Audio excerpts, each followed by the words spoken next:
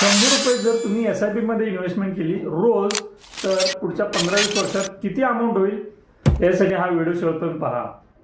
नमस्कार, मी भुजंगराव शेळके.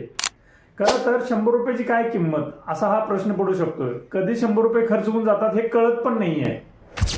पण 100 रुपयाची काय ताकद आहे हे पहा. रोज जर आपण 100 रुपये इन्व्हेस्टमेंट केले तर पुढच्या 5 वर्षात ते 2.5 लाख रुपये होतील, 10 वर्षात ते 7.5 लाख रुपये होतील आणि 15 वर्षात 16-20 वर्षात तर 32 लाख रुपयांपर्यंत त्याची वेल्थ क्रिएट होईल. 32 लाख म्हणजेच एखादा फिजिकल असेट, एखादा फ्लॅट वगैरे रक्कम उभा राहू शकते, एवढी किंमत हे 100 रुपयामध्ये होते.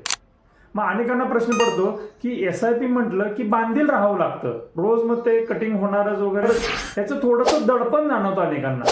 पण मित्रांनो, तसं नाहीये. SIP म्हणजे जसं रोज आपण पिग्मी एजंटला पैसे देतो, तसं रोज आपण खरेदी करताना आपण गुगल पे कसं करतो, तसं रोज आपण आपल्या ऍप थ्रू आपल्याकडे जेवढं जमल तेवढं 100च्या पटीत आपण SIP मध्ये म्हणजेच म्युच्युअल फंड मध्ये इन्व्हेस्टमेंट करू शकतोय. कितीही आपल्याकडे रक्कम असू दे 100च्या पटीत, तसं आपल्याला कन्व्हिनियन्स, जसं गुगल पे करतो तसं सेम SIP मध्ये म्हणजेच म्युच्युअल फंड मध्ये आपण इन्व्हेस्टमेंट करता येते. तो कन्व्हिनियन्स आहे, इतकं सिम्पलर आहे हे म्युच्युअल फंड मध्ये इन्व्हेस्टमेंट करणं.